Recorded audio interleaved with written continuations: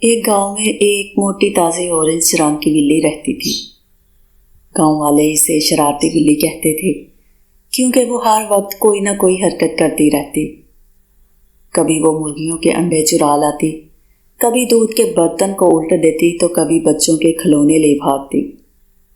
لیکن ایک دن بلی نے سوچا، چھوٹی چھوٹی شرارتیں تو میں روز کرتی ہوں، آج کوئی بڑی شرارت ہونی چاہیے۔ بلی شرارت سوچتے سوچتے جنگل کی طرف نکل گئی۔ وہاں اس نے ایک شیرنی اور اس کا ننھا سا شیر کا بچہ دیکھا۔ شیرنی اپنے بچے کو گھاس پر سلا کر پانی پینے گئی تھی۔ بلی کی آنکھوں میں چمک آ گئی۔ وہ آہستہ سے آئی اور شیر کے بچے کو اپنے منہ میں دبوچ کر دوڑتے ہوئے گاؤں لے آئی۔ گاؤں والے یہ منظر دیکھ کر چیخ اٹھے، ہائے اللہ، یہ بلی شیر کے بچے کو بھی اٹھا لائی۔ لیکن حیرت کی بات یہ ہوئی کہ شیر کا بچہ ڈرا نہیں بلکہ ہنسنے کھیلنے لگا۔ اس نے بلی کی لمبی مونچھیں پکڑی، اس کے پیٹ پر چھوٹی چھوٹی تھپکیاں دی اور بلی کے کان کھینچنے لگا۔ بلی نے بھی اسے اپنی کمر پر بٹھایا اور ادھر ادھر دوڑنے لگی۔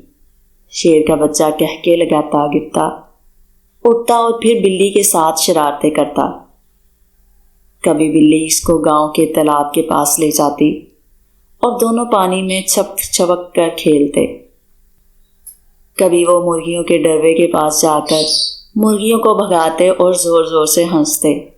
کبھی بلی اپنے کھلونوں کی گیند لاتی اور شیر کا بچہ اسے دوڑ کر پکڑنے لگتا۔ پورا گاؤں یہ دیکھ کر حیران رہ گیا کہ ایک بلی اور شیر کا بچہ کتنے پیار اور شرارت سے کھیل رہے ہیں۔ مگر اچانک جنگل کی طرف سے ایک زوردار شیرنی کی دھاڑ سنائی دی۔ زمین کانپ اٹھی، پرندے اڑ گئے اور گاؤں والے چھپنے لگے۔ بلی کے کان کھڑے ہو گئے، دل زور زور سے دھڑکنے لگا۔ شیرنی اپنے بچے کو ڈھونڈتی ڈھونڈتی گاؤں تک آ گئی۔ شیر کے بچے نے ماں کو دیکھتے ہی خوشی سے چھلانگ لگائی۔ بلی نے فوراً شیر کا بچہ نیچے رکھ دیا اور کان لٹکا کر بولی، پورا مت ماننا، میں تو بس کھیل رہی تھی۔